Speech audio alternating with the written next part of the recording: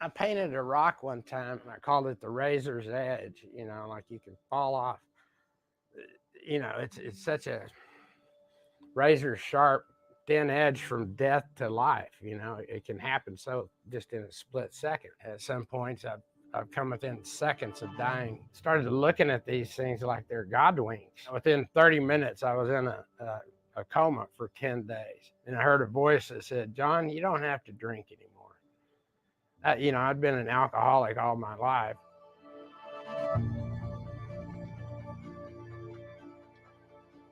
Got a liver in, do you want it? Because they've got to ask you. I said, hell yeah, let's go. Let's rock. So we're flying down the hall, go through these double doors, 40 people jump into action, and I mean, it's game on. I was going to get a liver.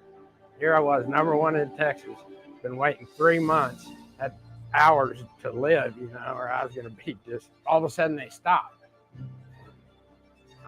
Oh shit! I didn't know what happened, about the insurance, but I knew something bad happened.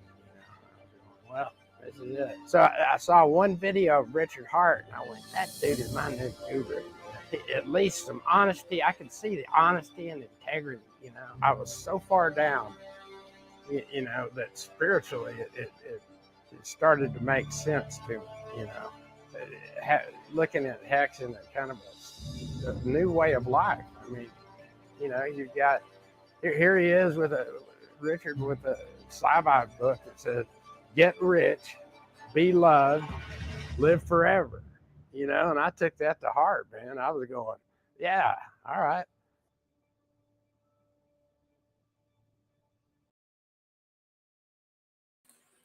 What is up, guys? It's your boy GRC. We're coming at you live every single day at 11 a.m. Eastern. And this isn't my normal technical show with Sam Stolt. No, it's not. No, it's not. I'm going to open up a little story time really quick to let everyone know what's been going on with the rat. Okay. So I have been working for about a year straight, not doing much socially, and pretty much using substances to continue to keep my brain where I think it needs to be. But I know deep down, I was sober from 19 to 26. Very critical years in a young man's life, kind of, 19 to 26. I did not drink alcohol. I did not smoke marijuana. I did not use any mind altering substances whatsoever. And I had a really good experience in those years. And I learned a lot. And then I like to say my will started to think it was making the proper decisions for me rather than, the spirit of the universe or whatever you might call it. But everything's fine, right? I'm working, everyone's enjoying the show, I feel like I'm doing a decent job. But then I go on an all paid for vacation and I have an absolute mental breakdown. A mental breakdown. And I said to myself, wow, all this stuff you're doing, all this power you have, whatever. And you can't go on a vacation for 7 days without almost hurting someone, without freaking out, without losing my mind. And I said, if I want to continue to do this, I have to stand up for what I want the world to look like. I have to be the change that I want to see. I cannot just be a LARP. I cannot just sit here and lie. So I said, you know what? I'm done immediately. And I started going to recovery-related meetings so I could try to get a different message in my head. I wanted a different message in my head. And I wanted to start getting vulnerable again and making sure that I was doing things for the right reasons. And I just wanted to share this all with you. About 7 days, 8 days in, yeah, it's been rough. Yeah, it's been tough. But I know that there's other people out there that struggle with these same things, and they don't necessarily have the confidence to share it, maybe to speak it in front of people. And that's not something I really struggle with. I don't struggle with sharing my problems. I've done that for a long time now. And I just wanted to open it up to Funding Jim and Sam. They have a lot more experience than me. They've been through trials and tribulations that I have not. And I wanted to play one more video before we get started, and then I'm going to open it straight up. I know it seems odd to people watching this video. You're talking about Richard Hart and a better way of life and recovery. What is that? Are you talking about the Gucci man? Are you talking about the man with all those wristwatches? Yes, I am. Just like that guy said before. I watched Richard's videos early on, and I knew that this was why he was here. And I'm going to play this, and then I'm just going to open it straight up, guys. How to stop playing video games. And this was a big one for me. I'm not going to play with you guys. Video games were my bread and butter when I was not using substances. I said, wow, this is an escape. This is something. This is great. I have people, and I just want to play this real quick before we open it up to give everyone an idea of why I support Richard. It's not always about the money for me, guys. And it's really not about anyone who sticks here through a 95% dump. So I wanted to play. He created a self-help book, Sci-Vive, and I read it probably 12 times. And I really related to it. And I knew that there was something here that I wanted to keep digging into. So let's just play this video. So video games are amazingly fun. And there's $1 billion, multi-billion dollar industry that's worth more than the movie industry that wants to addict you to playing their games. So they got psychologists in there working on intermittent reward. They got the musicians in there working on great scores and lots of jingling sounds in the tone of C, like a slot machine. And they've got great marketing, and they've got scantily clad women, everything that you can think of to addict you to playing their game. And if they can't design new levels and think of, new cool things for you to do, new game mechanics or characters, well, they'll just make you grind. You've got to do the same map over and over again and beat a certain time or beat your old time or whatever the tricks are that they use. So it's you versus this multi-billion dollar industry that has a lot of experience addicting people very similar to you, right? So you got to use every trick in the book. So what are the tricks that they use? Well, one is social. They want your friends to know you're playing, and they want you to tell your friends that you're playing. So how do you break that? How do you reverse it? You don't tell your friends what games you play, right? You don't add all your friends. Then you're less likely to be reminded and get back into a bad habit, right? 2, they want you to become a member, to sign up, to be reminded, to have to log in every once in a while to maintain some status, right? To broadcast your quote trophies, which they're basically trophies of failure, right? You're not going to, in a year, you're not going to play that game ever again. And you will have grinded out and spent thousands of hours or hundreds of hours obtaining goals and quote trophies that you'll never care about, right? Well, how do you do the inverse of that? Don't tie your game account to all your media accounts. Don't have all these constant reminders telling you that you should be spending your time on their game and not doing anything else, right? Not going to the gym, not meeting girls, not, calling your grandmother, calling your mom, like nothing that you would create a lifetime of good relationships with. They want your money, and they want your time, and they want your attention. They measure it in minutes, right? So trick 1, don't do the social stuff. Trick 2, see grinding for what it is, right? It's bad content. It's the lowest quality content possible. Or those pay-to-play casual games that get you to pay to stop being irritated, like Clash of Clans. Horrible, totally horrible game, right? If people knew that they would enter the lottery of spending thousands or hundreds of dollars if they could afford it on such a game, they would never start. But they get you in that door and they get you hooked, right? So don't get hooked. Understand that you are going to lose against these multi-billion dollar companies who spend all day, every day figuring out how to separate your time from you and your money from you for their gain. What else can you do? You can remove the distraction from your computer, right? So if you're using a computer, if you're using a PS4, Xbox One, whatever you're using, delete the games. And deleting them is not enough because you're a pretty smart guy. You'll probably figure out how to reinstall them, right? So you need to not only delete them, but shred them, change your password, change your email, change your phone number, change your accounts, permanently delete and destroy as much as you possibly can to make up for the concept that you are weak and that at some point you're going to want to redo these things. And once you've got this window, this tiny opening that you can jump through, where your desire for something else, for something more is strong enough, where you're willing to endure the pain of breaking that habit and, creating that door of opportunity.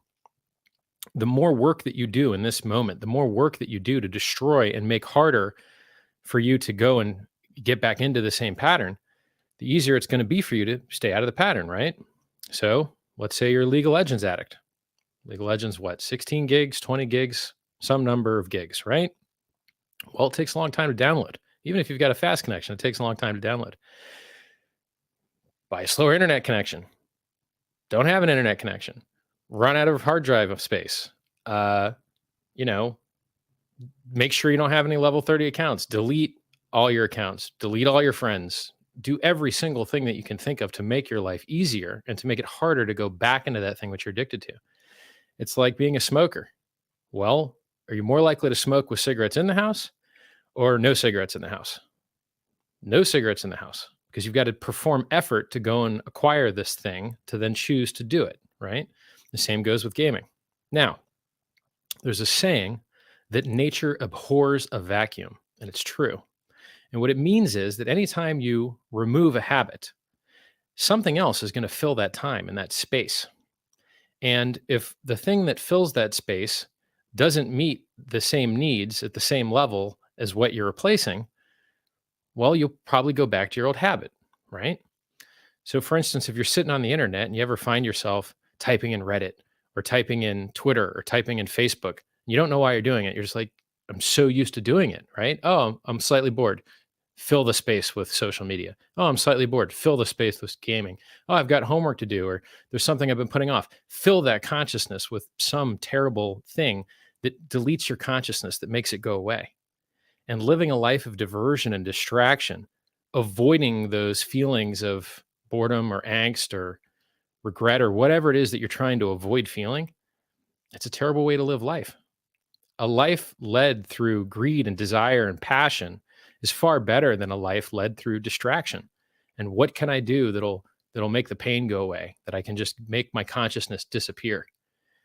And it's a tragedy. And many, many thousands of, probably millions of, definitely millions of man hours of life are lost just trying to delete your own existence, your own consciousness, to consume it with the busy work of grinding or internet points or karma or whatever your thing is.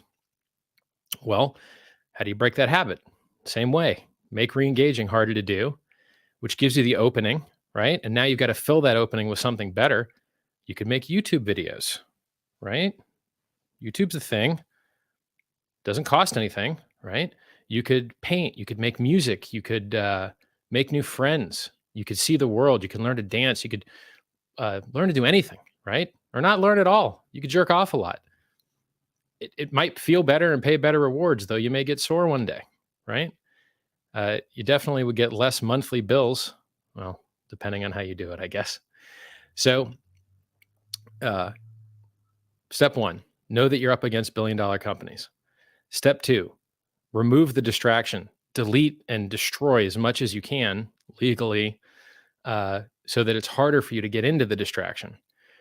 Jump through that window, that opening you have of free time, and consume it with other things, right? Learning, doing, seeing, working out, traveling, up better habits, right? It doesn't have to be perfect. You can make baby steps, right? Any step in the right direction is a step in the right direction. I assure you that you're not going to care about your 15,000 games and your super duper icon that you earned when you never play the game again and no one else plays it anymore because something new came out. What a waste of time. What a waste of life. Whereas there's other people that build things like evergreen content, which always has value, and they just enjoy the payoff for the rest of their life, right? If you build or learn or do a thing that has lasting value, you get to enjoy it for the rest of time. So what's another way that you could learn to enjoy not doing your old habit? You could focus on enjoying the pain, or focusing on doing something that usually sucks faster, right? Or putting whatever it is that you want to do absolutely first in your day. A lot of my clothes don't fit because I've been working out, and I found a program that I really liked that I kind of invented, which I'm happy about. And just your clothes don't fit anymore, right? Why was I able to break my old habits and like maintain consistency on a new workout program? Because I put it absolutely first thing in the day. It'll be the first thing I do. Sometimes you don't feel like doing it. Great. Sometimes you don't want to do it. Great. Sometimes you're hungover. All right. Maybe don't die on the bench, but things that you can do safely, do them, right? Whatever you put first as soon as you wake up, when you've got the maximum amount of willpower, is what you're most likely to get done because it doesn't get postponed, put off, missed. Oh, I ate too much. I don't feel like working out. Oh, my friends called me. I don't want to work out. Oh, I just ate some protein and, I don't want to feel bloated. Whatever your excuse is, right? Whatever you put first, you not only get done, but it also gives you the momentum and the good feeling to go through the rest of your day. When you start your day getting something done, it makes it so much easier to get more done through the rest of the day. And even if you don't get anything else done through the day, you still get to feel like a winner the whole time. It's called Eat the Frog. Long story. It's a Mark Twain quote. So, if you've got to do 10 things and one of them is eat a live frog, eat the live frog first so that you don't have to live in regret and pain while you're doing all the other things. It's kind of similar to the coward dies 1,000 deaths. It basically means get it over with. And it really does work. I'm living proof. You already know what time it is. Crypt in the morning. Crypt in the morning. Crypt in the morning. Waiting on phone. Crypt in the morning. Crypt in the morning. Crypt in the morning. Crypt in the morning. Crypt in the morning. Waiting on phone. Crypt in the morning. Crypt in the morning. Smoking a blunt on my way to the gym. 11 a.m. I'm already tuned in. Got me some hacks and I'm making a stake. Got me some heads on, I'm making it rain. Pay me some maxi and that's just in case. Jim ready to send me to show you the way. Crypt in the morning. Crypt in the morning. Crypt in the morning. Crypt in the morning. Crypt in the morning. Crypt in the morning. Crypt in the morning. Crypt in the morning. Crypt in the morning. Crypt in the morning.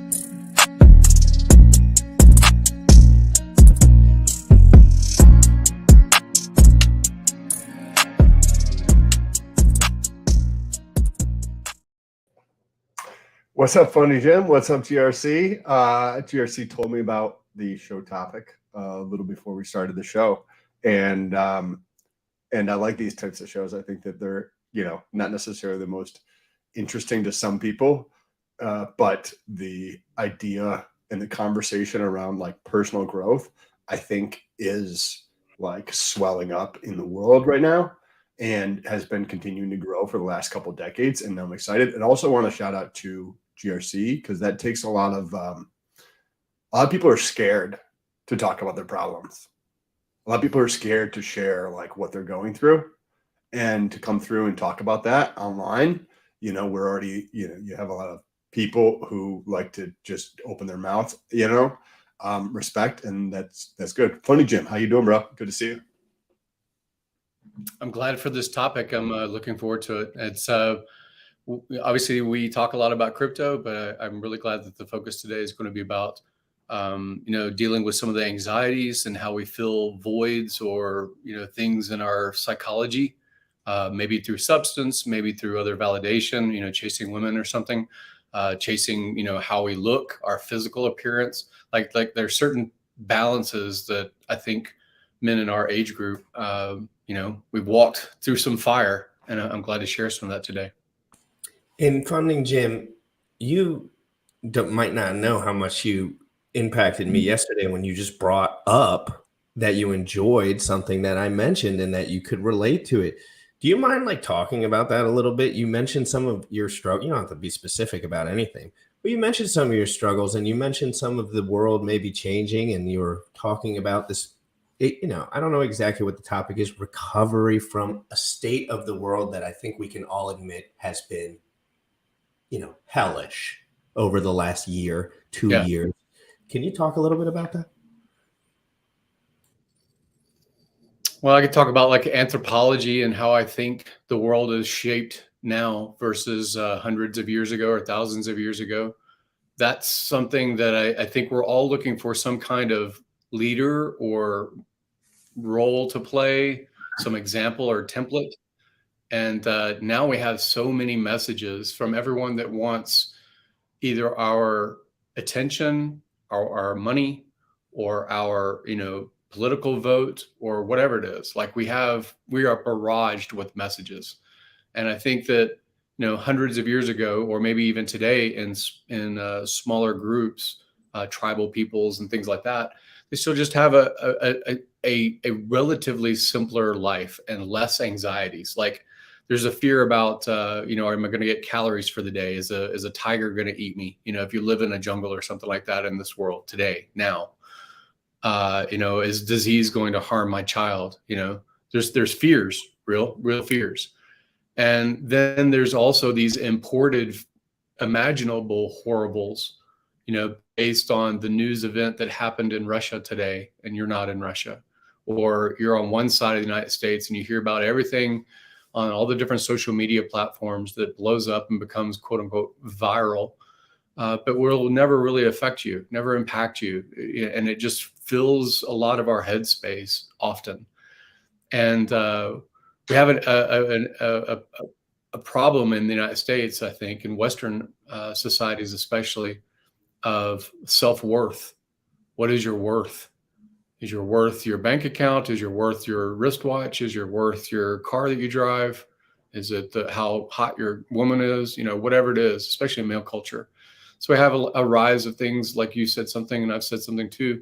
I don't know if it's good or bad about red pill, or good or bad about, the state of, what is male, masculine toxicity? What is masculine confidence and accomplishment? Like those terms are thrown around so cavalier. It's hard to know, like, what am I supposed to be now? I have had, me personally,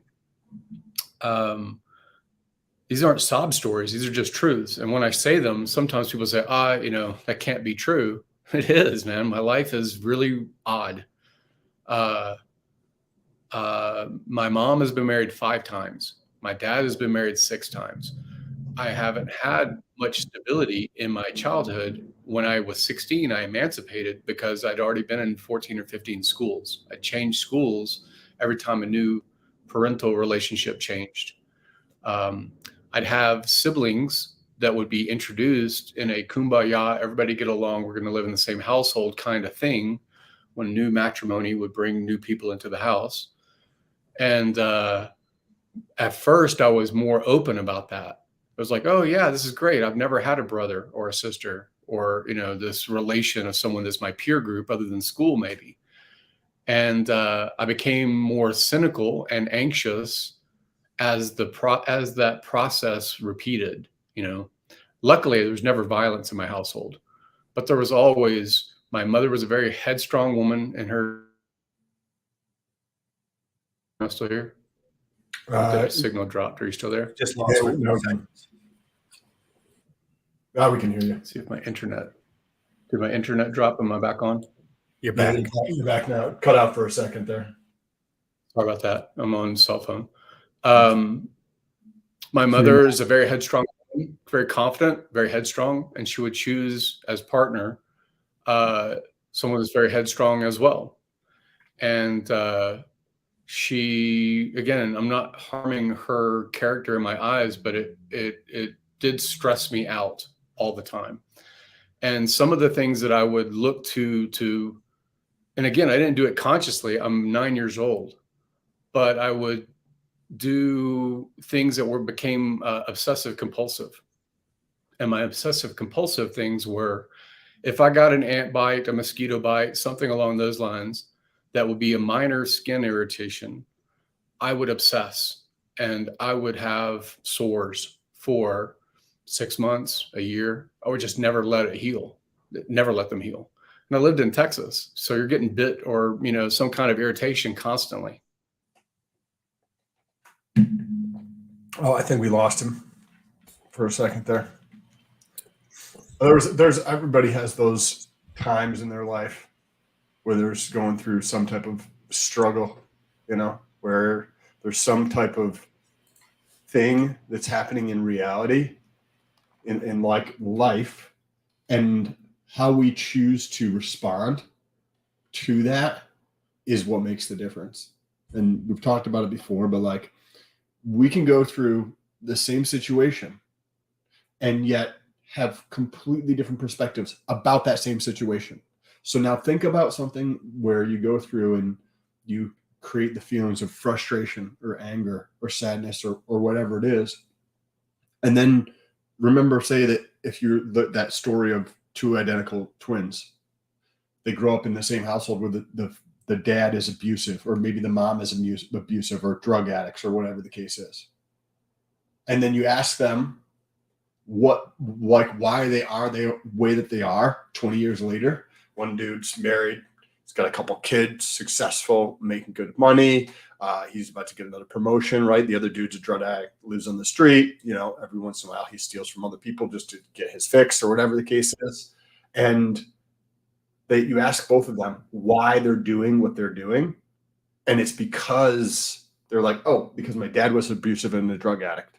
And that's why I'm living on the street. That's why I'm a drug addict. The other dude is successful with a family, kids about to be promoted. Why am I the way I am? Because my father was abusive and my father was a drug addict. I get to choose what anything in my fucking life means. People don't realize that, but once you get to choose, like anything happens in your life, you get to choose. Now, Sam, how do you get out of that, though? And I want to go back to Funny Jim real quick because he dropped out and he was telling an incredible story. You were right I can't remember right where you ended at, but you were telling an amazing story about your youth. Bug bites. You passed your mother. Yeah. And then okay, go on. I switched to cell phone, so maybe it'll be better now. So this Wi-Fi is crappy where I'm at. So again, these aren't sob stories. These are just the metamorphosis of a 52-year-old man. And I'm talking about when I was 9, up until, let's see, like I said, 0 to 3 was me and my blood father. 3 to 5 was me and my mom. 5 to 7 or 8 was stepfather number 2. 7 to 8 years old, my mother and him were having problems and they decided to get a divorce. My mother got her lawyer, he got his lawyer. And my stepfather, number 3, or whatever, third person, was the lawyer that did the divorce for number 2. You were telling the story about the bug bites, and I think you were around 9 years old. So my anxiety sought a relief, and the relief for a 9-year-old, maybe cartoons, but how much is that? Maybe play or something. But again, I wasn't trying to be social and build long relationships with people as a 9-year-old. I was the only child at that time. But, I'd had step relatives pop into the house every so often, for, a couple of years, and then suddenly they're gone. So I had a lot of abandonment kind of caution. And my anxiety would be manifested in this obsessive compulsive, I wouldn't leave it alone kind of thing about any skin irritation. I don't want to be too graphic, but if I showed my legs, I'm not going to show, but it's like hundreds and hundreds of, it looks like bullet holes, but it's basically me just being obsessed. And my mom took me to dermatologists and, counselors and things like that, kind of oblivious about what's wrong with her kid. And she actually, again, she didn't do this to harm me. They experimented with putting socks on my hands and tying when I would sleep at night so that I wouldn't obsess in my sleep. And just basically, wake up in the morning and I would be dry enough, and the healing process would be far enough along that I wouldn't bother them. But I just couldn't stop. Like it was, I just couldn't stop. And when I would get to something that I could focus on instead, one of the things that helped me actually was if I had a task in front of me, like it wasn't that I was going to repair a mechanical thing, but I would often be given broken mechanical things, like a broken blender or a broken, a gardening tool or something like that, like a motor. And I would just obsess over disassembling or understanding how something works. Like I got into the mechanical or how does this piece work with that piece kinds of things. So my brain was occupied instead of my obsession. So that helped a bit. And then I went to, luckily, I started with Boy Scouts. And Boy Scouts gave me kind of a plan, like, here's what you need to do in order to get this merit badge. This is what you need to do to be able to, set up a tent or start a fire without, matches or whatever it would be, right? Like the task. And my problem solving sort of talent started to arise from that, I think. But I dealt with a ton of anxiety, a ton of stress. And then, like another thing that I'd heard all of my life was that my blood father was addicted to alcohol. He was an alcoholic. And the reason why they broke up or they finally divorced, I never heard of any violence in the household. But my grandparents were called in an emergency when I was 2.5 or something. And I guess he was in a drunken rage, and my mom was locked in the bathroom with me, and he was trying to break down the door. And, he was very violent at that time. So like, I only heard those as secondhand. I don't remember anything about it. I don't think I do, but I was probably, I'm sure, in my mom's arms crying. So I don't know. Like, I just have like a lot of like fear about some of the things that some of my friends have fallen into when they have anxiety, which is typically drugs and alcohol. And so as a kid, when people would start, hey, you want to go to a party? You want to go get, let's get drunk, let's get wasted. I always had resistance to it. And my resistance wasn't like I wanted to stop my friends, but it was just like, I just don't want to go over an edge. I already had my own things to deal with. So, so luckily I never did drugs, and I never did, obsessive with alcohol except for 2 times. Once when I was 30, I was going through my divorce, and my divorce was amicable. It wasn't really horrible, but it was suddenly realizing at 30 that now I've been with this person for 11 years. Like, I'd been with her since I was 19. She was my first girlfriend, and my first girlfriend became my wife. And now it's having this sort of midlife crisis of reimagining what my future would be. And the fear thing for me was I'd always anticipated change. I anticipated change as a little kid. And I set myself up for careers that put me in change. So when I tell people about my farming life, that was a chapter as a kid. And then my military start, that was because people would come and go every 2 to 3 years because they're going to a new base, or you're going to a new school. You have transient friendships. And then that was a chapter. Then I would go through medical trainings, and I do MRI, and that would be a certain group of people. And then cath lab, all these different education. I have like 8 years of cardiac diagnostic education. And partly is because I was trying to deal with anxiety. The only way I could deal with anxiety is try to be productive. If I'm productive, if my mind is obsessed, if my body is exhausted, then I won't self-harm. And and again, I never got to like slashing or any things that other people that are suicidal ideation and things like that. I've had 2 episodes where I seriously was close to suicide. One was when I was 30. Actually, one was when I was 18, the first one. And the second one was when I was going through this divorce, anxiety, stress situation aftermath. Like the plan was we're going to have an amicable divorce. And then when that was a reality, when we're living in different households, suddenly I had this like nihilism, what's the point kind of thing in my head. What goes through your head at those times? Like, I've never really thought like that. So I'm just curse of high intellect. I think maybe it's I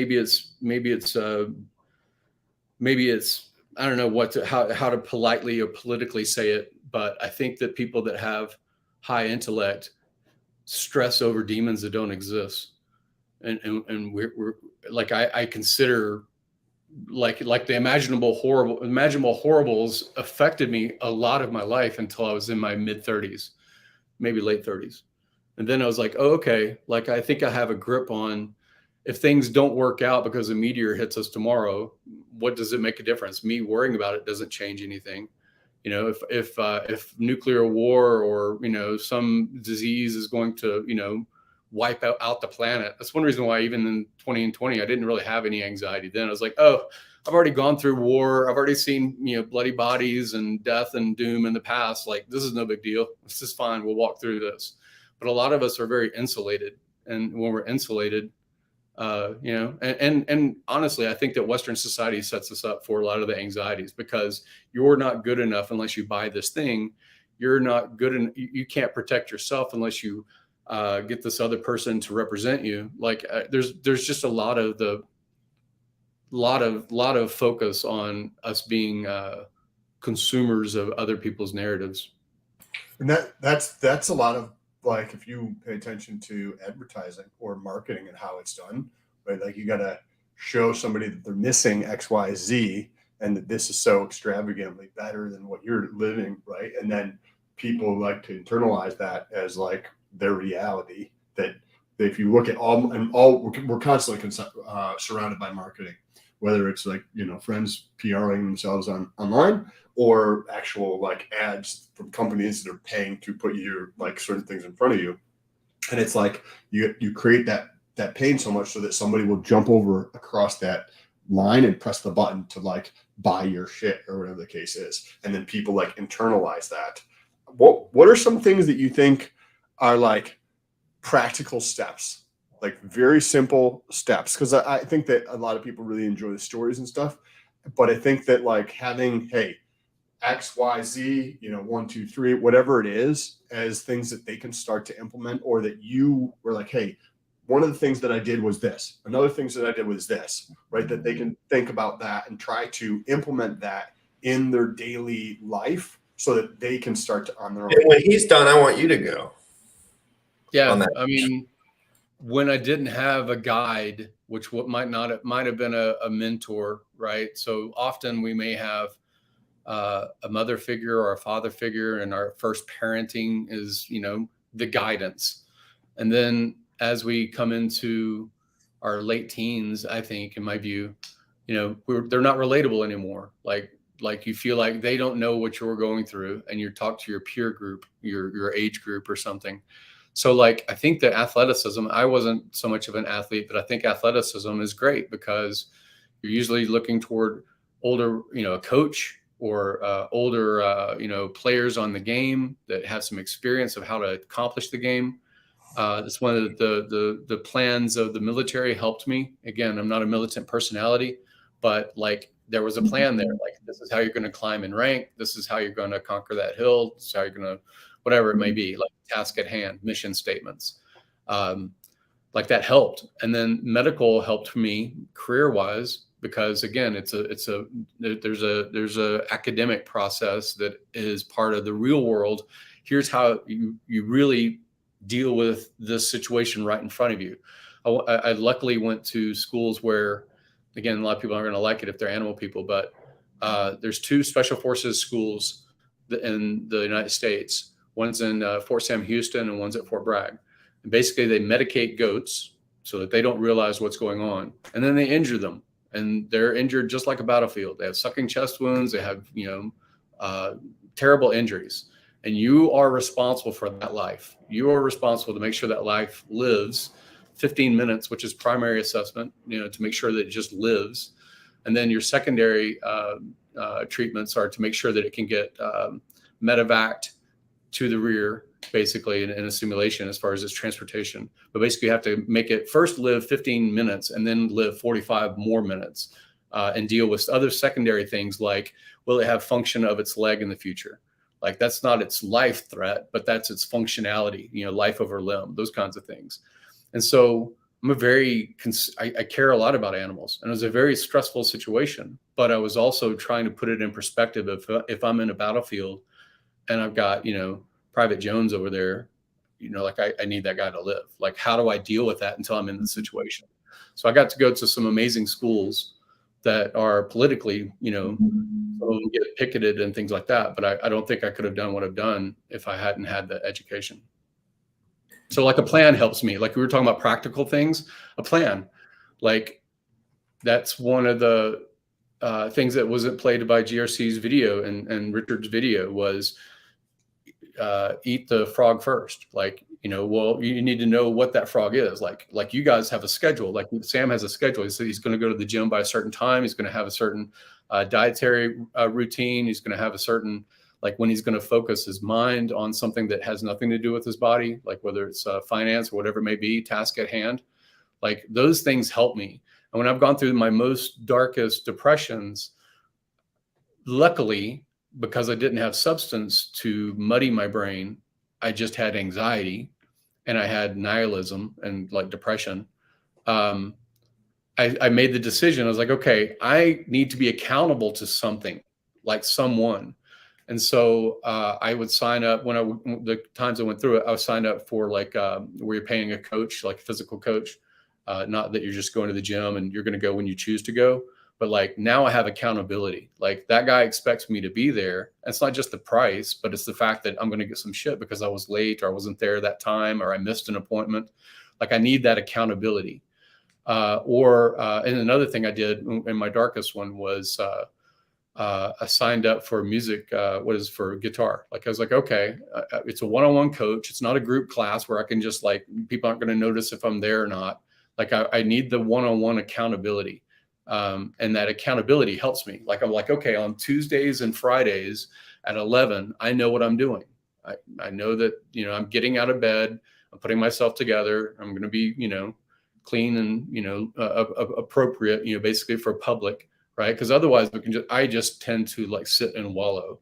And so like accountability, like putting something on the schedule, something I can't get out of, that's expected of me. I think those are great. Sam, I would love to hear your take on this too. Sam's been a mentor of mine, whether he knew it or not, on and off for 6 years. Sometimes he knew it. Sometimes I was just watching in the background more.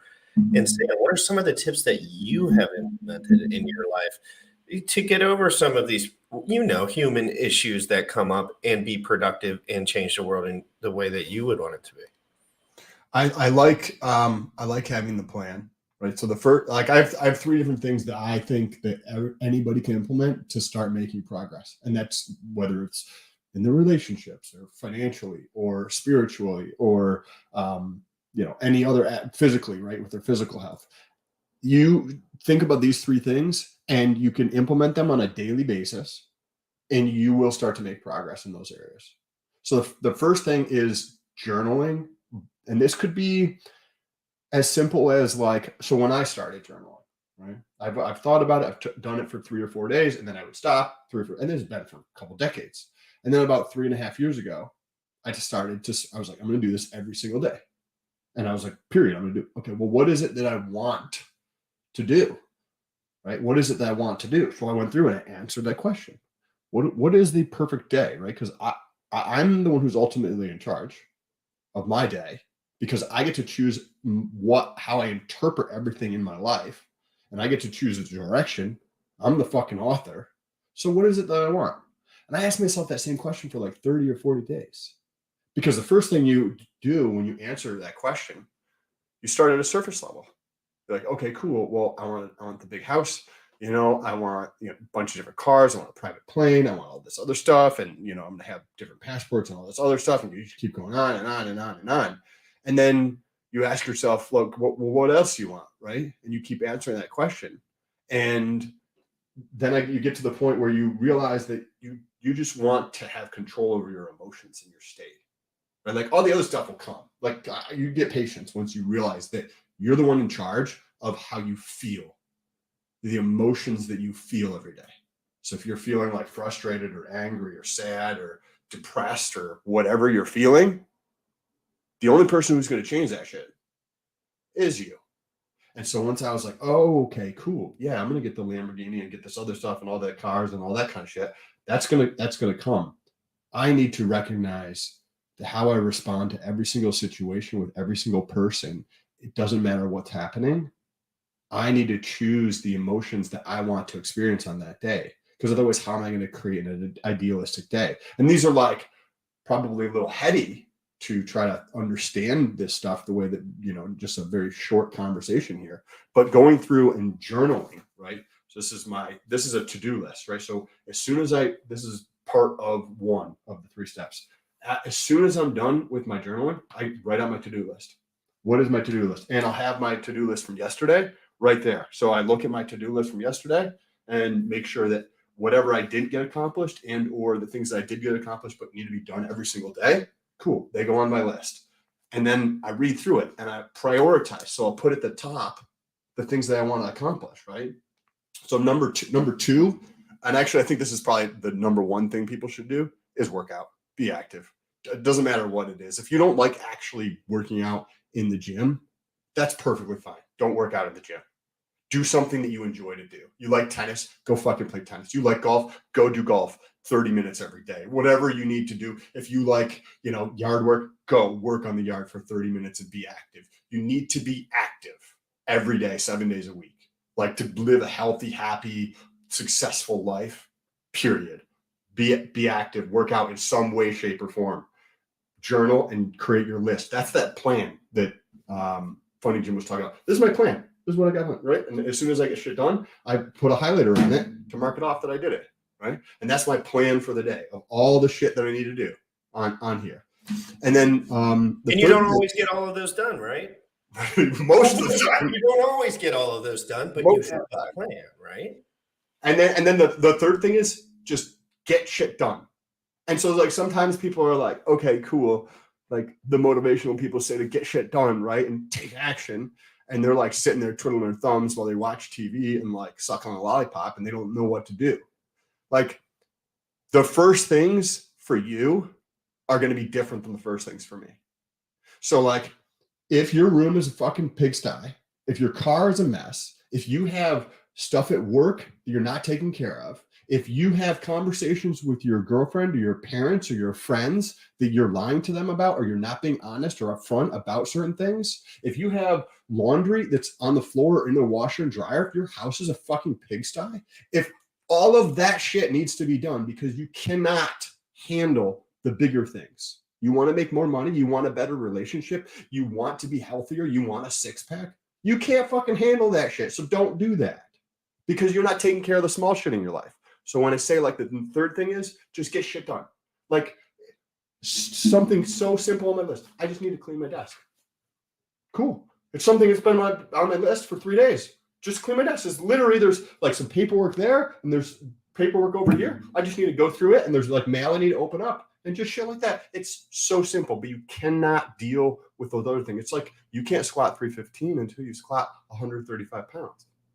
And then once you do 135 pounds and you build strength, right? And you build the confidence in yourself, then you can go to 225, right? And then as you build strength with 225, then you can go up from there and you can get to 315.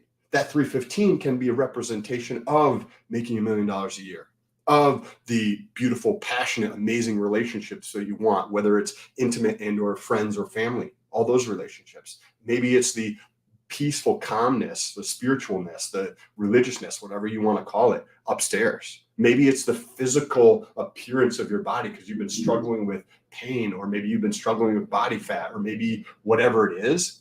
Start with those the tiniest, the littlest, the smallest steps consistently. Journal, create your list, work out some fashion, doesn't matter what it is, and then take action. It doesn't matter what that action is. Just get all that shit done you need to get done. All that. That was amazing and beautiful and totally, I could not agree more with all you're saying. It's so funny how a dirty room can turn into a on the to-do list to, oh, wait, I didn't clean my room for a year. Do you think Sam's worried about your competition in his space? If you're in the same field as him, and we laugh all the time. I get hated on all the time by guys, and I don't call them out all the time directly, but I say, you're not even in the game, brother. You're not even in the game. And there's guys that have more followers than me, whatever. Like in the game for this is YouTube. Like top thing on my list, 100,000 YouTube subscribers by the end of the year. That might not come true, but that's what I'm working on. That's one of my goals for the year. Okay. And when guys are saying, oh, you're a loser, you don't know anything, I said, oh, dude, you got about 5 years of mental, spiritual healing before you're even in the same game as me, brother. Like you're not in the same game as me. And I wanted to say my piece too, because I'm going through this literally in this moment of transition. But first, I want to get to these amazing super chats. First of all, PNW, I know him. We've talked in private. He's an incredible, incredible, incredible person. And I thank you so much for being in my corner and supporting me. It really does mean a lot. For you youngsters out there, this is what courage looks like. Crypto is not a digital asset. It's a community. And that community can be valuable, way more valuable than any green candle. Let's talk about that for a second. Guys, so I told Sam my plan. I'm going to stop using drugs and alcohol. He said, how are you going to change your environment? First thing came out of his mouth. And I had a plan already. I said, I'm going at 7 p.m., or depending on what time and stuff, I am going to go to a group of some sort and talk to some people that are doing the same thing as me. And I'm going to do that every day. And I'm going to shut my laptop off at 7 p.m. And I'm going to do that. Now, yeah, I might miss that on a day or two, depending on what's going on. But that's my plan. That's my plan. If I don't have a plan, what am I going to do? What am I going to do? And the opposite of addiction is connection. Connecting with humans, connecting with others. That is the opposite of sitting in your house and worrying about your own shit and smoking dope, right? I think this is the second time I've heard that in the last like 48 hours. So because I think about that, and maybe Funny Jim will relate to this. Like when you're very driven in a certain way, like maybe that's an addiction. In a different world, if it's drugs, it's called an addiction. If you're driven for financial success or other things in your life, then it's called driven or success, right? But if I decide to drive myself to be the best fucking coach, one question that answers that: is your life unmanageable because of it? If your life is unmanageable, if your relationships are unmanageable because of your working, then you might want to look at it. But if, like, for example, I see you and you put in effort with your significant other all the time. That's not working. That's not studying finance. That's not doing these things. So that's what they say, at least in the literature that I've been reading. That's interesting. This is on a tangent. You had mentioned Jaleesa, right? So one thing that this is not necessarily going to relate to everybody, but if they're in a relationship with somebody intimate, something that I personally did that was like extremely, extremely valuable for my relationship is one of the things when I was a kid and I would see my parents argue and fight. And I was like, there's literally no point in being married if this is how you see relationships. Because then I would see my friends' parents and they would be arguing and fighting. I was like, this is fucking pointless. There's zero point of being married or being with somebody for a long period of time, because all of the examples that I had to look at were of couples or people who are married and they're just arguing and fighting. So I had this like fear of being in a relationship for a more than a short period of time, because I was like, I'm not going to not have passion and, excitement and fun shit in my relationship. Right. Because I was like, I'm not going to, like, I have goosebumps because I'm like, I'm not going to go through that. Like, I'm not going to allow that into my life. It's just not something that I want part of my existence at all. And so something that I did a number of years ago that has been very helpful, and I still do it periodically, but since I journal every day, right, I will go through and I bought a separate journal, it's 99 cents at fucking Walmart. And every day I'd put down the date, and then I'd put something that I appreciated or I was thankful for or that I was grateful for about my girlfriend, whether it was something she did, the way she said something, or maybe more nuanced, like, hey, how you responded to XYZ in this situation that we went through really gave me a new perspective on how to see things, right? Like very detailed things, but it could be also, hey, I appreciate you fucking making dinner. Like, that's a beautiful thing. It saves me a shitload of time, plus your food's delicious, and then we get to sit together and enjoy it, right? And I did that for 6 months. Every day, write down something. Hey, what do I enjoy? What do I get value from? What am I thankful for? And why did you decide to do that? Because I know that I need to train this. So if I go to the gym every single day for, if I go to the gym twice, then I'm not fit or healthy, right? Then okay, cool. You went to the gym fucking twice. But if I go recognize something here every day for 6 months, right, 182 days, and I go through and I recognize something and I take the time to write it down on piece of paper. Hey, I'm thankful for GRC and doing the show and bringing on interesting people that I can learn from and talk to and build relationships with, right? Hey, I'm thankful. And you do this every single day. You train this so that now when I would spend time with her, I see those things first. It's not like, oh, fuck, she left the dishes out. Or, oh, I couldn't give two F's about that stuff. It's, hey, what do I appreciate about it? Because I've been training my mind to do that. And then just as another benefit to this, I don't remember if it was a holiday or just because I felt like, oh, somebody else would probably appreciate this. So then I got that and I wrapped it up and I gave it to her for some, I don't know if it was her birthday or like Thanksgiving. I don't remember when I gave it to her, but I gave it to her. And that was truly impactful for her, independent of like me changing myself here. But you can do the same types of things for anything you choose in your life, right? Like, and I have, you know, through this whole last 3 or 4 months of mine, I was in a relationship with someone, good or bad. You know, I thought she was nice and amazing, and you know, today she's not here, and today we are not contacting each other, and today she does not want to speak with me, and that is because I was not doing anything except thinking about myself. I was only thinking about me, and I couldn't even see it until she was gone. And I'm not saying, I'm not really one to like, I'm not trying to, but I'm just saying like, I needed to think about someone other than myself. And with this channel, I try to do the same thing. I'm like, I know there's 95 young guys in there that have never heard this message. I'm not getting paid to do this, guys. I promise you, this is not the most money I've ever made in my life. It's probably the most fun I've ever had in my life, frankly.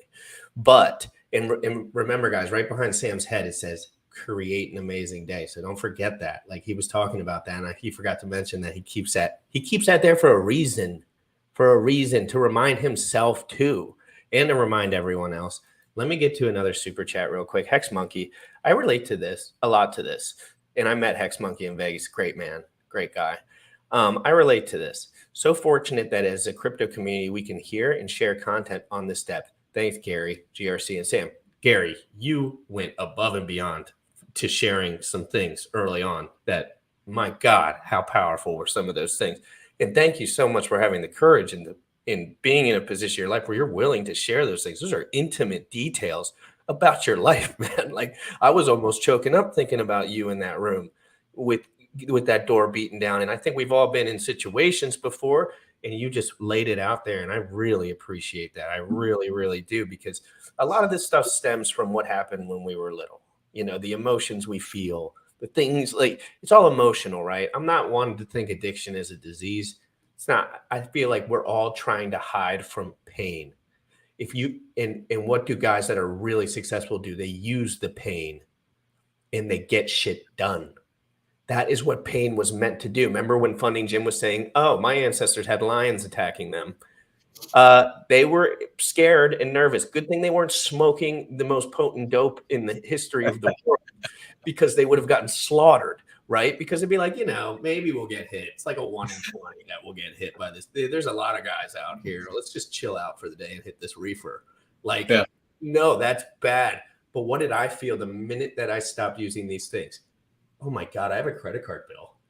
I got to get that out of the way. I didn't think about it for 2 weeks. It's not really a big one, but just that pain, that thought. I had somebody I had to pay back for something. And it immediately came, and I was always intending on paying everyone back, and I'm very communicative, but I was like, oh my God, my anxiety's back. My nervousness is back. And guess what? Those things are almost done. And it's been like 4 or 5 days. And it's almost automatic. I started thinking, all this pain that comes in, why don't I just get it to go away? When they're specific, right? When they're specific, like the bill, this, the channel, that. Let me start working on that. And that's where that list comes into play. And that's where organizing your life comes into play. I have been extremely uncomfortable over the last 7 days. And that's because I was frankly smoking extremely potent marijuana around the clock. And there is negative downstream effects to doing so. period. And for all you guys that say I need weed to go to bed, we're over that. Okay. We're over that. I went to bed just fine. Had some crazy dreams, but just fine. And let me get back to these super chats really quick. The Iceman, thank you so much for the $10 super chat. Thanks, GRC, Funding Jim, and Sam. This is a great message you're sharing with important lessons. Thank you so much. I really appreciate that. And I'm glad that you guys like that. I started this tweet real quick. So that testimonial in the beginning, that's a KSB TV special. And I kind of just saw it and posted it, but I'm going to link all that stuff to the bottom, and appropriately I'll ask Abit what he wants me to link, because that was a pretty cool little segment. That guy was on his deathbed, clearly on a transplant list for a liver that he wasn't sure he was going to get. And now he's here today talking about some of the things that changed his life. And gratitude is a big piece of all of this, guys. Let me make sure I didn't get any more. Oh, Super Steak right here. Very important message. Thank you so much for the $20 super chat, guys. Hey, this one was a hard one for me to do. Getting vulnerable as a man is not always easy. I don't mind sharing, but I also like people to think that I'm doing really good. It's an ego thing, right? It's an GRC's got it going on. GRC is that guy that's so cool, man. Like, there's nothing going on in his life. Look at my life. It hurts all the time. No, it's not true. I deal with these things just as everyone does. I was on my knees this morning praying to the Lord. I swear to God, on my fucking knees. And I'm not a Bible thumper or anything, although I have a Bible. It's very interesting to read. But I was on my knees begging for mercy. And I wasn't begging for mercy. I was asking for gratitude in my heart. That's what I was asking for. I said, please give me a grateful heart. Look how much I have in my life. How dare I? How dare I be this way? How dare I feel like, oh, she could be doing this, or he could be doing that, or someone's got it better than me. It's like, I am in the safest time in the world with the most technological advance. First of all, AI is changing my life daily. All of these things, I have the whole world at my fingertips. And it is, like Richard was saying, don't waste your life. Write a song, build something, get with it, be the best guitar player in your neighborhood. Whatever it is, do something that will last. And that's why I wanted to start this YouTube channel, because I thought, I've done all this crazy stuff in my life. Almost died 100 times surfing, almost died rock climbing, almost all these crazy stuff. None of it really means much, because there's no, and I'm not saying it doesn't mean much to me, but I'm saying in general, I wanted to create something, and I thought I had a message to share. And this message can change all the time. In the beginning, I wanted to teach people unbiased, decentralized finance, why I think maximalism is bad, why I think, the future of blockchain, is all still wide open. We're so early. Let's think about this clearly, right? And that's what I wanted in the world. And the title of today is Be the Change You Want in the World. I was looking for an unbiased crypto YouTube channel, and I couldn't find one. I kept running into Bankless, and they were shilling centralized exchanges. And and I was like, these guys sound nice. They sound nice, but what are they doing behind the scenes? Why is everyone that uses their affiliate links going to zero? You know what I mean? So I wanted to say, you know what? Derek Moore Plays More Dates, Sam Stolt, Leo Longevity. I've watched these guys do unbiased content for 7 years. Why can't I do that for cryptocurrency? And so that's why I'm here today, guys. And again, I really appreciate all the super chats and everything. How do you guys want to round this out? I mean, it's a big topic for a lot of guys in here. And if you're struggling in the chat, you can always DM me. I'm very active with my Twitter DMs. So if you DM me and you actually have a question about maybe a resource you would like, maybe like, I know all the stuff. I did circuit speaking in AA, and I spoke at rehabs as a 20-year-old. I was all over Maryland. I was just running around trying to be of service to others, because that's what people told me to do. I'm a great listener when I have something that I want to do. Like if I'm like, Sam, I want to be a bodybuilder, right? I was a great listener in those moments. He was telling me specific nuanced things. Now, when someone's talking about fractals on a chart, I'm going to call him a fuckhead. But that's just me. That doesn't mean that's true or false or whatever. But I wanted to just, first of all, amazing. Thank you so much, Funding Jim, for sharing that stuff early on. That was big. And I just really appreciate these guys. I'm the youngest guy in the room, and these are mentors to me, whether they know it or not, because they truthfully have double the life experience I have, and they're still here to tell the tale, which many people are not, and they're still here doing these things daily. And if you're struggling with addiction, struggling with your life, worrying about your girlfriend, worrying about things that don't matter, you need to look in the mirror. You need to look in the mirror. It's so easy to point and go on Twitter and say things and distract yourself for the day, but you're falling behind. You need to get your mission in order, figure out what that mission is, and attack it and put a dent into this world. That's what we were put on this earth to do. Change the world. And that's what I want to do. I wanted to help. I didn't want to talk about crypto today. I wanted to talk about my experience. Funny, Jim. What is something you want to share? A little thing that you might be struggling with right now, and we'll wrap it up after that. Anything, doesn't matter how big or small it is, or how much detail you want to share. Obviously, people, the more detail tends to be better stories, but not saying that you need to. But I think that sharing is a good thing for like the internal growth a lot of times. I think I'm in the phase of life where I care about diplomacy and ambassadorship more than, like I've restored cars. I've gone fast, racing, and I've done a lot of stuff that's like just for my own validation, or maybe the crowd around me or something. They're like, oh, look at that. But like ambassadorship and diplomacy matters. And I'm trying to learn new things all the time.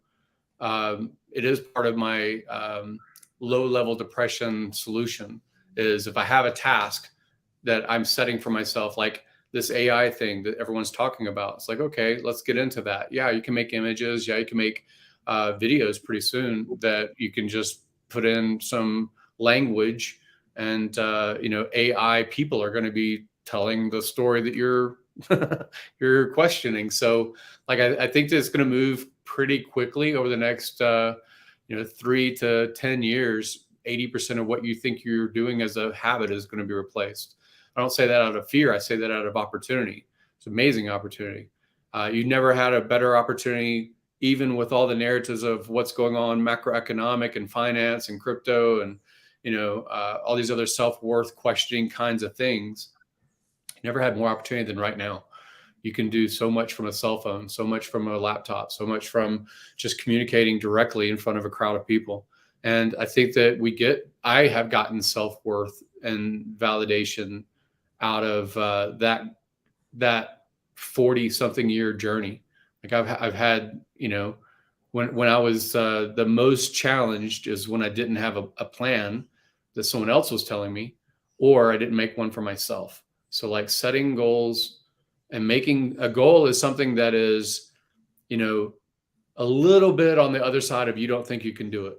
Like it doesn't have to be impossible. It shouldn't be I think that's the difference between like a goal and fantasy is, has someone else done it? And if they have, why shouldn't you be able to do it? Like if someone else did it, you should be able to do it. Right. So setting those things for yourself, I think that's very important, no matter what stage of life you're in. But yeah, it's great. I love the show. I would love to do another show in the future. Maybe an outline of topics. Maybe something would be helpful is on your Twitters. If you put polls about like what would you like to see in the future with the idea, whether it's male or female. I think we're just going to be more biased always to talk about male culture and our life journeys. But yeah, I would like to see more of this kind of content. It's helpful. And guys, I am going to put a little tab up, a little playlist. I might do a little GRC recovery playlist, maybe a pop-in once a week, 20-minute video, just to let you know my experience. Because I promise, I'm hard-headed, guys. You don't have to see if I'm off the wagon, everyone will fucking know it. But I'm hard-headed, man, and I love the pain. Pain motivates me more than everything. I had a pretty cush childhood, if I'm being honest. I was stressed out all the time, anxious. I got in fights. I played sports, but in general, I had everything I needed and more all the time. And I didn't really have all that stress on myself. And so the stress now to me is an indicator that I have something to do, and that's good, right? Remember we watched a video on discipline, and it's like discipline is doing it over and over again. And Sam is just the king at that, doing it over and over again until it's in your head. Guys, you can do whatever you want in this world. But we talk about emotional fitness on this show all the time. And a lot of People put a blind ear to it. That is the key to success in this world. If you are emotionally fit while you're going about your day with regulation, spiritual regulation to a degree, you can accomplish anything that you want. If you're being transparent with others, if you're being transparent with yourself, you have to be. There's a lot of people in this world that are unconstitutionally incapable of being honest with themselves.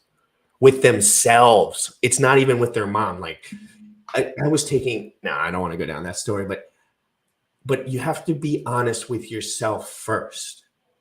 I did not say I'm getting sober so I could make a video on weed. Like I was like, I need help. I need to do something different. I'm going to go down a path that is dangerous. And I've been here before and I'm so grateful. So I don't want to go down that path again. So I switched. And yeah, 7 days of uncomfortability came after that. Maybe 7 more days will come.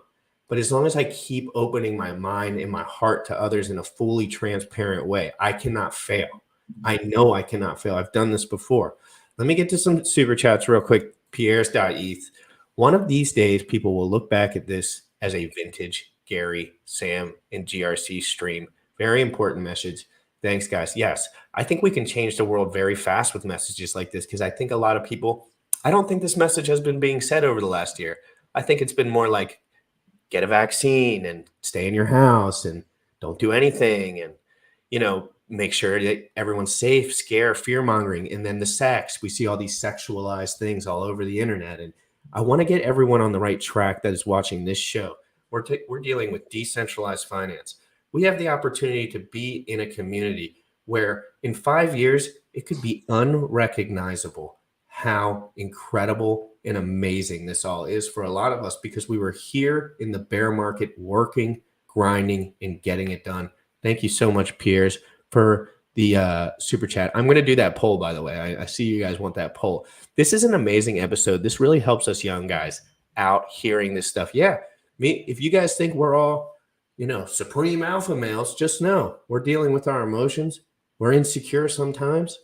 We don't get everything we want in this world, and that's okay. But we want to keep pushing forward, and that's what humans were made to do. Thank you so much, Jaden. Jaden, you've been all over me on Twitter trying to shout out all my streams and stuff, and I really appreciate that.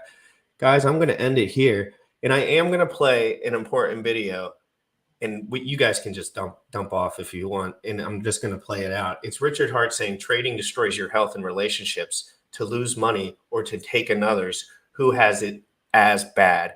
Now, I want to play this video. I'm also trying to, every human gets off the right track. Me, Sam, Funding Jim. We all get off the right. There's been days in my life where I swear I've done a lot more right than I've done today.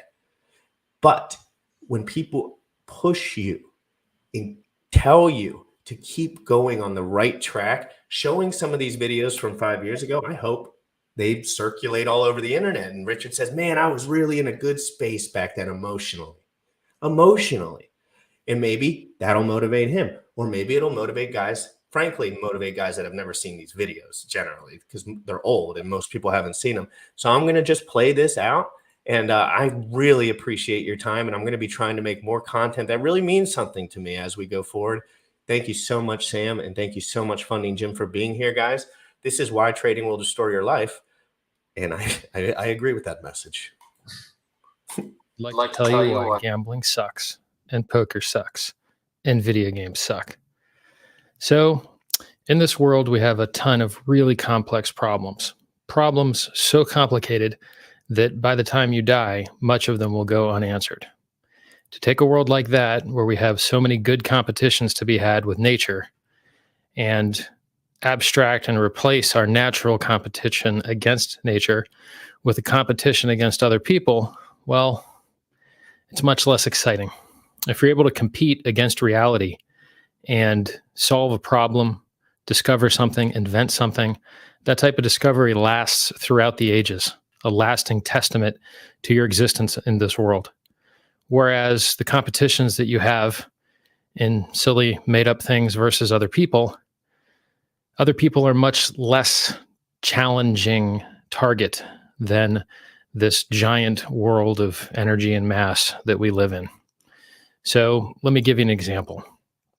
If you go on television or you watch live streams on the internet, there's a lot of people, intelligent people, that are very, very good at playing poker.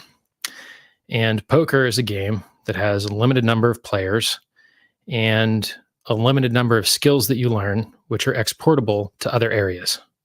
You could say that you learn some game theory. You could say that you learn how to read other people and control communication, being able to tell bluff from real, reading intention, perhaps empathy, feeling into the types of responses and feelings other people would have when they get certain sets of hands. The problem is that if you were to isolate that behavior to just an island, right? If you were to say there's 7 people in the world and they all live on this island, and those 7 people are going to play a card game with each other, and all they're going to do is play that card game, well, nothing would get done. They would all starve to death because you need to eat, you need to take care of your family, you need to go to the bathroom, right? There's more to life than playing card games. And it's much worse than it sounds. You're not only getting very good at something which doesn't have a benefit outside of it, but even worse than that, you're harming all the people that you play with. It's not even a zero-sum game.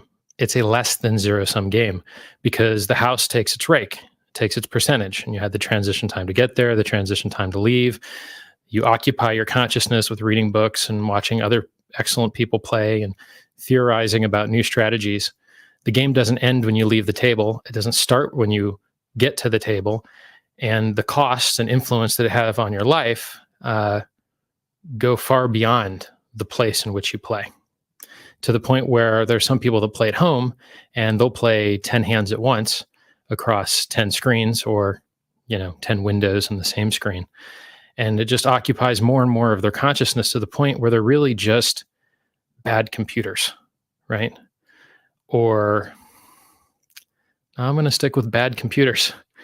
I mean, you could say you could be a great computer if you're able to win money at poker, but if you're tactically right at strategically the wrong thing, it's worse, right? So a computer that would be very good at masturbating all day, it could be the world's best masturbating computer, but other than maybe the viewing rights that you could sell, it's not really useful to the rest of the world, right? So point 1, fight the real world, discover real things, have real challenges in reality instead of fake abstracted challenges versus people. Because it's a less advertised path that less people take, there's much more profit in it. The more people that do a thing, the less money there is in that thing, and poker's one of those, right? It's not hard to play poker. There's guidebooks on it. How many real guidebooks are there on how to live real life? There's not that many, right? So, what guidebook do you know that tells you what kind of girl you should date, what job you should work, whether you should wear briefs or boxers, how to get better sleep? You kind of got to read 20 books to do that, right? So, 1, do not spend your time competing with people. Spend your time competing against the reality of the world that we live in. Discover new things, right? Don't discover how to just take someone else's money. 2, it's not a zero-sum game. It's destructive. The money that you win came out of someone else's pocket, and that person's probably not very happy. You're, to some degree, harming that person. 3rd part, when you win at poker, you actually lose. Probably should have put that as part 1. The person that loses at poker no longer has their life consumed by the stupid game and has the opportunity to go and interact with the real world and do things that are actually rare and actually valuable, that have lasting value. Whereas the person that wins at poker or wins at the stock market or wins at any other game versus other people, they have harmed someone on the other side, the loser. They have usually not invented something new, made lasting change in the world. I guess you could call it competition masturbation. Like, masturbating feels good, but it's not that productive, right? And winning games feels good, but it's not that productive. It feels really good, by the way. Winning a fight, winning a game, winning any competition, at least to the masculine energy, is very, very, very consuming. So don't compete versus other people. Compete versus the real world. You make a lot more money. realize that whatever it is that you get good at is going to consume a lot of hours out of your life. And so you be very careful what you choose to get good at and what your hobbies are, because those hobbies are what you're likely to go into for a profession, or it'll influence the people that you meet. It'll influence, who you have kids with, right? You're going to enjoy the things that you get good at. So feel free to choose something you don't like when you start, but is valuable and pays well, right? And then once you get good at it, now it's fun. May not have been fun when you started. I mean, how fun would learning the violin or, learning to dance be when you suck at it? It's probably terrible. Or God forbid you learn to play the drums in a small house. Your family's probably really going to dislike you, probably forever, but at least when you start out and you suck, right? So compete versus the real world, not fake competitions versus people. Realize that whatever you hobby at is going to influence the connections you make in your life, the relationships you have in your life. It's going to take over your consciousness. There's more valuable in doing the things that less people are doing, usually, because our value is in indirect proportion to the availability of a thing. So the more common a thing is, the less valuable it is. And the less common it is, the more valuable, usually, right? And realize you're hurting someone on the other side of the transaction, and realize that losing can actually be winning if it gets you to go do something productive instead of staring at a screen all day, doing something which doesn't feed anyone, doesn't build anything, doesn't help anyone. Shifting zeros and ones around on the stock market, or shifting poker chips around a table. These are not the highest and best uses of the most intelligent people on the planet. I know there's value in the accurate pricing of securities, but you could say that there's too many smart people staring at screens trying to figure out how to screw other smart people out of their money. And at some point, it's really not healthy for the ecosystem that we live in. It's much better that we have less people trying to shave fractions of a second or fractions of a millisecond off of front-running a trade and high frequency trading. And if all those people would stop doing that mental masturbation, human competition thing, and switch into productive things that influence the real world, discovery, you can still compete, start a business. You're still competing, but you're competing not in some fake abstraction that was created by a man with man-made rules, but but participating in the real world that makes all the stuff we use and decides how people spend all the hours of their life. If you start a business and you employ people, you literally decide how these people will live over a third of their life. That's huge. I mean, that's absolutely huge. I think that to have that responsibility to control the lives of so many by being an employer is a far better and higher calling than finding a way to take money from some poor other bastard that may have got dealt a bad hand or may not have the same skills as you. He's the guy that actually gets to go and work and replace that money and make the world a better place, while you're just sitting around as the winner figuring out how to screw more people out of their money. You already know it's not that wholesome.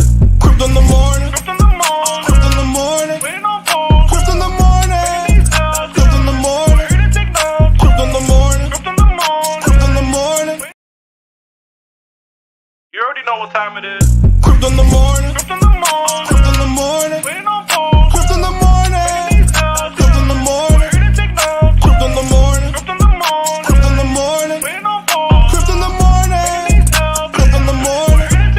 Smoking a blunt on my way to the gym. 11 a.m. and I'm already tuned in. Got me some hacks and I'm making a stake. Got me some heads on, I'm making it rain. Pay me some maxi and that's just in case.